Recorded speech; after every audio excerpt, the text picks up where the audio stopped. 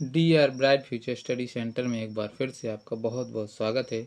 आज हम देखने वाले हैं क्लास 7th की मैथ जो है आपकी गणित कक्षा 7वीं की गणित की जो अभी त्रैमासिक परीक्षा हो रही हैं उनका पेपर आप देख सकते हैं। जिनका भी पेपर हो चुका है वो अपने आंसर्स में ला सकते हैं, पेपर उठा लीजिए। और जिनके नहीं हुए हैं वो क्वेश्चनों को अच्छे से देखिएगा और इन क्वेश्चनों को बहुत ही अच्छे से तैयार कीजिएगा, क्योंकि हो सकता है कि ये पेपर आपके स्कूल में पूछा जा सकता है ना। और जो भी त्रैमासिक परीक्षाएं या अर्धवार्षिक परीक्षाएं होती हैं उनमें इम्पोर्टेंट बहुत ही ज़्यादा अच्छे अच्छे क्वेश्चन रखे जाते हैं। तो उन क्वेश्चनों को आपको ध्यान से पढ़ना है, उनको अच्छे से कंठस्थ रखना है ना, अच्छे से याद रखना है, ताकि जैसे अगर वो वार्षिक में आते हैं तो उन क्वेश्चनों को आप छोड़ के ना आए, है ना।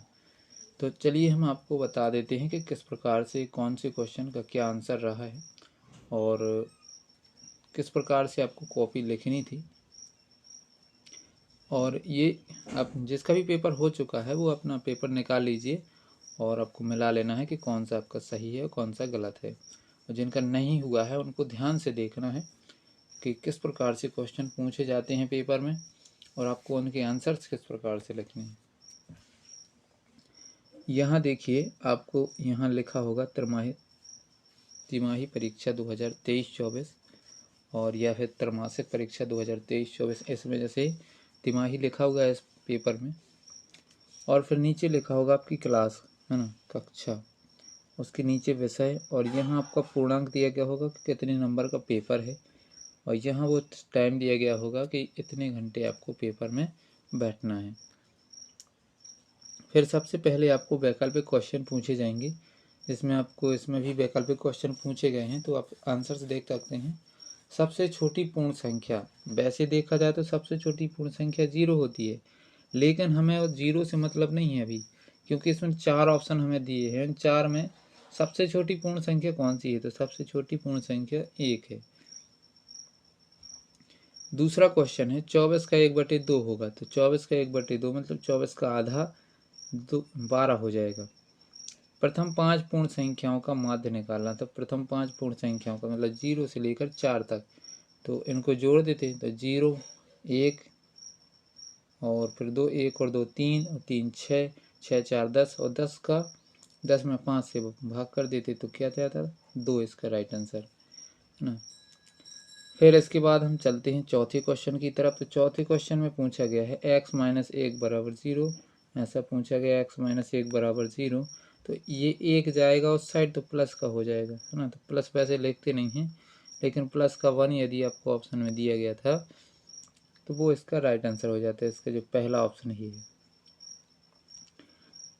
पांचवा है 100 का संपूरक कोण, मतलब 100 का संपूरक, 100 में क्या जोड़ दें कि 180 हो जाए, तो 100 में 80 जोड़ देंगे तो इसका मतलब 80 इसका संपूरक हो जाएगा। तो 100 का संपूरक क्या हो जाएगा 80। त्रिभुज के तीनों अंतः कोणों का योग होता है, तो त्रिभुज के तीनों कोणों का अंतः योग, कोणों का योग जो होता है अंदर वाले कोणों का योग 180 या यदि बाह्य कोण पूछते तो हो जाता है आपका 360। अब सातवां क्वेश्चन है 15 गुणा माइनस के 16 का मान होगा। तो आपको जब 15 गुणा माइनस के 16 को गुणा करेंगे तो माइनस के 240 आएगा, क्योंकि यहाँ 15 के पहले प्लस लिखा है, तो प्लस माइनस माइनस होगा तो माइनस तो आना ही है, और माइनस किसी और ऑप्शन में आपको दिख नहीं रहा है, तो इसका राइट आंसर ऑप्शन बा हो जाएगा। गुणा करके भी आप देख सकते हैं। आठवां जो क्वेश्चन है इसमें एक भिन्न दी गई है, इस भिन्न का नाम बताना है कि क्या है। 2 सही 1/3 लिखा है, तो ये कैसी भिन्न है, मिश्रित भिन्न कहलाती है या मिश्र भिन्न कहलाती है ना, जिसमें एक पूर्ण संख्या होती है और एक समभिन्न होती है। अगला है 9वां क्वेश्चन, यदि दो कोण पूरक हैं तो उनके मापों का योग कितना होगा। यदि 2 कोण पूरक है तो उनका मापों का योग 90 डिग्री हो जाएगा। अगला, रैखिक युग्म बनाने वाले 2 कोण खालिस्तान होते हैं, तो रैखिक युग्म बनाने वाले 2 कोण जो होते हैं वो संपूरक होते हैं, आपको ये पता होगा। फिर इसके बाद अगला जो क्वेश्चन है वो 3-3 नंबर वाले क्वेश्चन आ जाते हैं। इसमें पहले में 11वें नंबर क्वेश्चन में आपसे पूछा गया है इन दो संख्याओं का गुणा करना था, माइनस के 36 में माइनस के 4 से भाग करना था, है ना। फिर इसके बाद 12वें क्वेश्चन में गुणा कीजिए और न्यूनतम रूप में बदलिए। 2/3 गुणा 2 की घात 2/3, इन दोनों का आपस में गुणा करना था, है ना। ये इसका आंसर आ जाता है गुणा करने के बाद। और 13वें क्वेश्चन में दशमलव वाली संख्याओं को दशमलव वाली संख्या से घटा देना था, बस इतना सा आंसर था। 14वें क्वेश्चन में एक क्रिकेट खिलाड़ी ने 8 पारियों में निम्नलिखित रन बनाए। ये रन बनाए थे, उनका माध्य स्कोर निकालना था, आपको माध्य निकालना था कि क्या इसका माध्य है। फिर है 15वां, निम्न समीकरण को हल कीजिए। इस समीकरण जो दिया गया है ये वाला, इस समीकरण को आपको हल करना था। 16वां क्वेश्चन है, निम्नलिखित पहेली को हल कीजिए। इस पहेली जो आपको दी गई है उस पहेली को हल करना है ना। फिर इसके बाद आता है आपका 17वां क्वेश्चन, निम्न आकृति में अज्ञात लंबाई x का मान ज्ञात कीजिए। इस x का मान आपको निकाल देना था।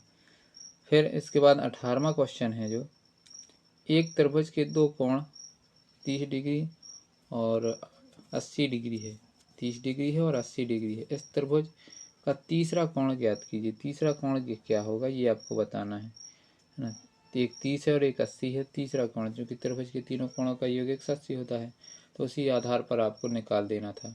फिर अगला क्वेश्चन देखिए, निम्नलिखित को हल कीजिए। इसको आपको हल करना था, इस 2 का अंदर इस कोष्ठक के गुणा करना था, 2x हो जाता और फिर 2 का 4 में गुणा करते तो 4 दूनी 8, मतलब ऐसे इस प्रकार से आपको आगे सॉल्व करना था।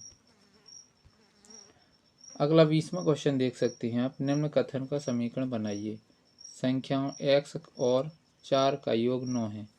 संख्याओं x और 4 का योग कितना है? 9 है। तो x + 4 = 9 लिख देना था, आपका आंसर हो जाता।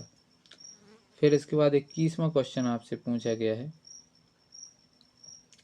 ABC एक त्रिभुज है जिसका कोण C समकोण है। यदि AB = 25 सेंटीमीटर तथा AC = 7 सेंटीमीटर है, तब BC का मान ज्ञात कीजिए। तो BC का मान आपको निकाल देना था। फिर 22वां है, एक नज़र में किसी विशेष सप्ताह के 7 दिनों में हुई वर्षा निम्नलिखित रूप में रिकॉर्ड की गई है। ये 7 दिनों में हुई वर्षा को रिकॉर्ड किया गया है। तो इन रिकॉर्ड का हमें क्या क्या निकालना है? परिसर निकालना था और सप्ताह की माध्य वर्षा निकालनी थी कि सप्ताह की माध्य वर्षा क्या है। इस प्रकार से आपके जो क्वेश्चन दिए गए हैं ये कंप्लीट हो जाते हैं। और यदि ये वीडियो आपको थोड़ा सा भी हेल्पफुल लगा हो तो इस वीडियो को लाइक ज़रूर कीजिएगा और चैनल को सब्सक्राइब करके रखिए ऐसे ही इंटरेस्टिंग वीडियो पाने के लिए।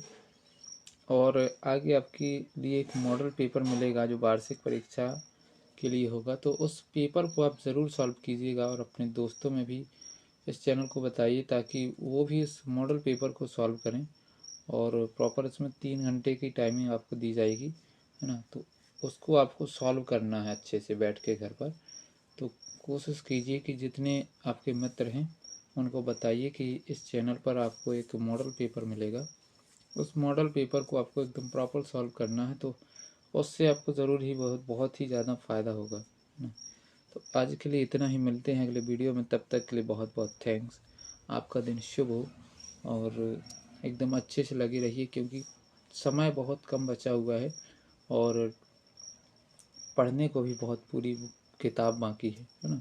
तो और अच्छे से पढ़िए, हैं, हमारी तरफ से आपको बेस्ट ऑफ लक, पेपर अच्छे से बने।